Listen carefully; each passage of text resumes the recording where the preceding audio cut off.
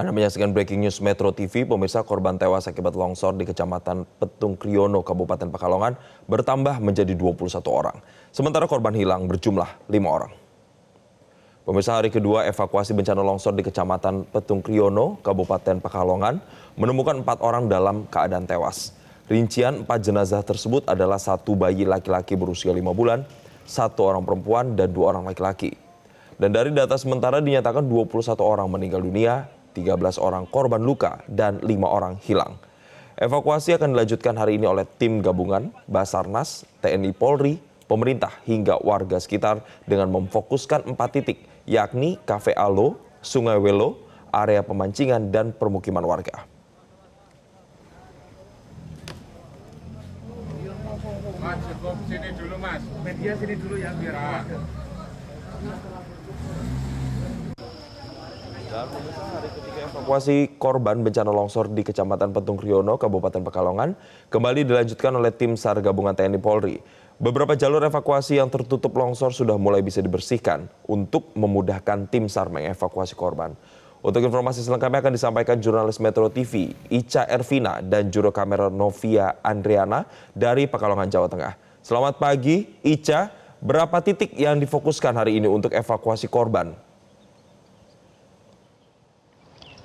Baik, Jason dan juga pemirsa, pada hari ketiga evakuasi korban longsor di Kecamatan Petung Kriono, Kabupaten Pekalongan ini memang masih memfokuskan 4 titik, di mana ada di Cafe Alo, kemudian Sungai Welo, ada di area pemancingan, dan di pemukiman warga.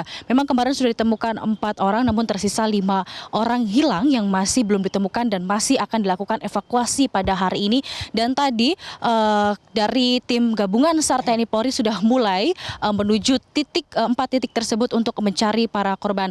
Namun sebelumnya saya ingin wawancara dengan warga yang pada saat terjadinya longsor beliau terjebak, namun alhamdulillah ya selamat pagi Pak Supeno. Bapak boleh diceritakan pada saat kondisi seperti itu seperti apa, Pak?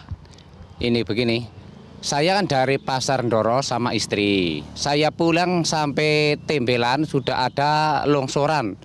Longsoran itu ada bambu menimbun kandang sapinya mati semua 2. Terus saya jalan lagi ke Simpar, tujuan saya mau lewat jalan Trobos ke desa Kasimpar.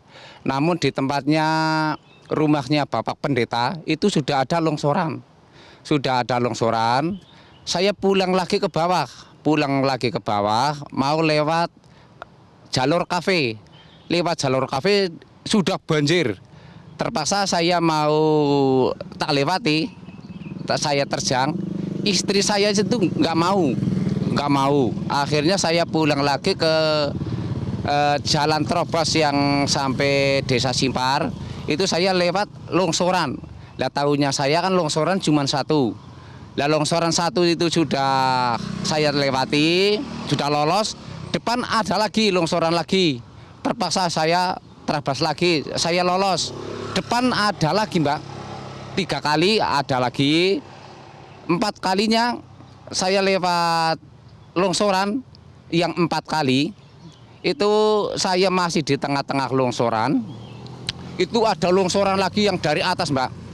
Dari atas itu yang ada kayunya alpukat, kena togor listrik, akhirnya kabel listrik itu hampir nyangkut saya. Sampai istri saya itu pipis di celana, Mbak. Pak, kami turut berduka, Pak, terkait pada saat kondisi saat itu pukul berapa, Pak, dan kondisinya hujan atau seperti apa? Itu sekitar pukul jam 6 kurang seperempat sampai setengah 7 saya masih di longsoran, Mbak. Maghrib, Pak? Maghrib. Ya, teman saya kan yang bareng saya kan sepeda motor 6, tapi yang cuma lolos cuma 2. Yang 1 GL Pro, katanya orang Simpar, tapi saya nggak tahu namanya. Terus yang satunya lagi yang saya lolos, tapi saya masih motor saya masih tertimbun longsor waktu itu. Lah, yang 4 motor di belakang saya itu saya sudah nggak tahu. Yang penting saya menyelamatkan diri, Mbak. Gitu. Kondisinya hujan lebat atau hujan lebat. Waktu itu hujan lebat. Akhirnya saya Daripada saya mikir teman malah saya nanti fatal, lebih baik saya cari keselamatan saya sendiri. Pak, sampai saat ini kondisi Bapak dan istri seperti apa? Apakah mengalami trauma atau seperti apa? Waktu ini istri saya masih trauma, ya saya juga ya masih trauma. Dan saya bersyukur sama Allah, saya masih diberi kesehatan. Nah, kesehatan selamat, saya alhamdulillah, Bang. Gitu. Pak, apakah longsor yang terjadi kemarin ini apakah yang terbesar atau sebelumnya pernah terjadi? Belum pernah, ya pernah sih longsor, ada banjiran, tapi masih biasa-biasa saja.